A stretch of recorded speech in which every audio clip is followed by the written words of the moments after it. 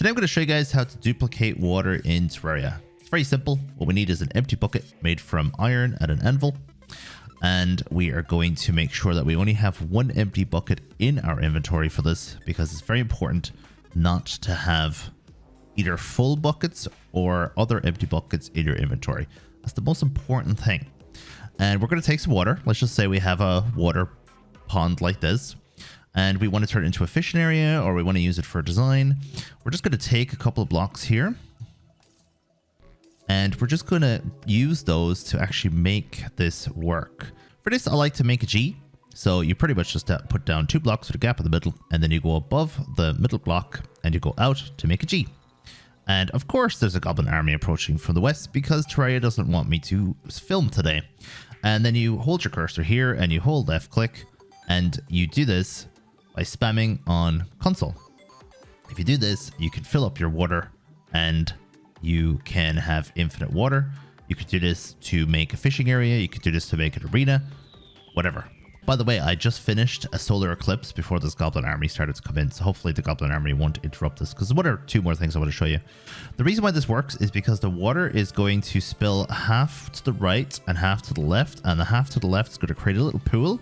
And if for some reason it stops working, just left click on the one on the left in the pool and then continue.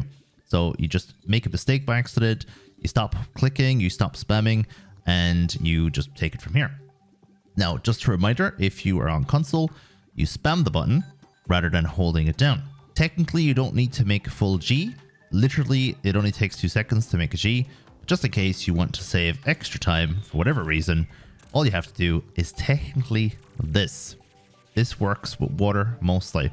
So you're pretty much holding it in the middle the exact same way. And all you're doing is having 1 block on the right, 1 block empty, 1 block on the left, and then you just go again. So technically you don't need a G for that. And this might be a little bit quicker and easier for you. I like to make a G because it kind of pushes you up a little bit from the water, and it just makes everything a little bit, give you a little bit more space. And if you want to become super efficient, you can just do it like this, which is 1 block on the right, 1 block on the left, gap in the middle, and just go like this again.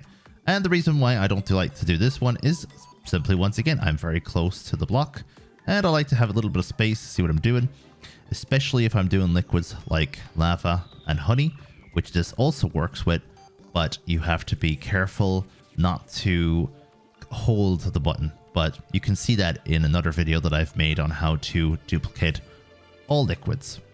And now we're just going to block this back in. We have our little area of water now, which is mostly for decoration. But if I ever need water for potions, I can just come along here and just pick up some water. Very simple. My challenge to you is either use this trick or use the endless water bucket to create an arena, use the fish run mount and fight a boss, and see how fast you can move, because if you do that once, you're never going to go back to conventional boss fighting. It is a lot of work, but it's so much worth it when you see how fast you move in water and how much easier bosses are when you have a mount that moves that quickly. Just make sure you have an item that allows you to breathe underwater, of course. Thank you very much for watching. I'm going to go deal with this goblin invasion now. Enjoy the rest of your day, and let me know if you have any questions.